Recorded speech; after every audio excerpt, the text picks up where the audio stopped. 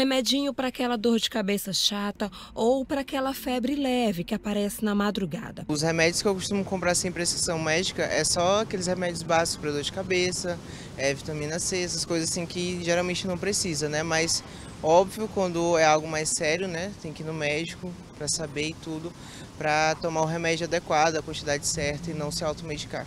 Às vezes, né? Paracetamol, às vezes Neosaldina, né? Às vezes a gente usa sem prescrição médica. Segundo dados divulgados pelo Instituto de Ciência, Tecnologia e Qualidade, mais de 70% da população brasileira toma remédio sem receita.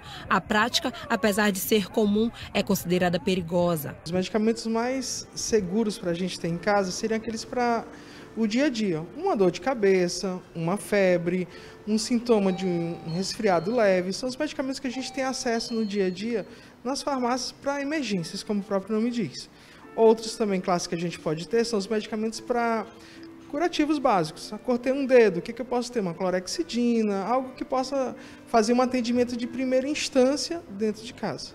Segundo a Organização Mundial da Saúde, OMS, os medicamentos isentos de prescrição são aqueles aprovados pelas autoridades sanitárias para tratar sintomas e males menores, disponíveis sem prescrição ou receita médica devido à sua segurança e eficácia, desde que utilizados conforme as orientações das embalagens, mas são somente esses. A automedicação aumentou bastante na pandemia. Diversos brasileiros arriscaram suas vidas na esperança de uma proteção ou mesmo a cura contra a Covid-19. Para tentar coibir o uso indiscriminado de remédios do chamado kit Covid, a Agência Nacional de Vigilância Sanitária classificou-os como remédios de uso controlado e determinou que fossem vendidos com a apresentação de receita médica.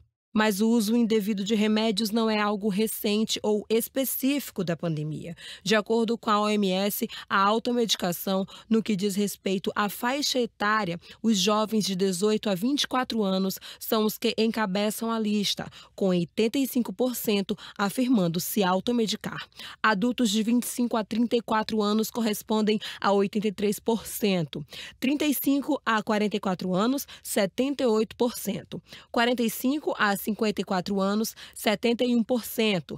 55 a 64 anos, 64%. E dos maiores de 65 anos, apenas 59% afirma se automedicar. Por que precisa de uma prescrição? Porque ele vai ser responsável por controlar algum sistema do nosso corpo. Vamos pensar no antihipertensivo.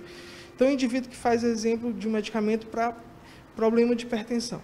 Se ele não tomar aquele remédio no horário, ele vai ter picos de hipertensão. Ou ele pode ter um excesso de pressão dentro do corpo dele, gerando um derrame, gerando um problema maior, um acidente vascular.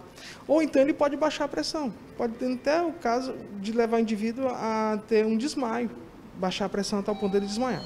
Então, quando tem essa atenção maior com a prescrição médica, é para que haja um controle maior no horário de uso, no horário da atenção do paciente e que seja monitorado esses medicamentos, a maioria deles, por exames laboratoriais. O uso de remédios de maneira incorreta ou irracional pode trazer diversos problemas de saúde, como reações alérgicas, dependência e até a morte devido à intoxicação.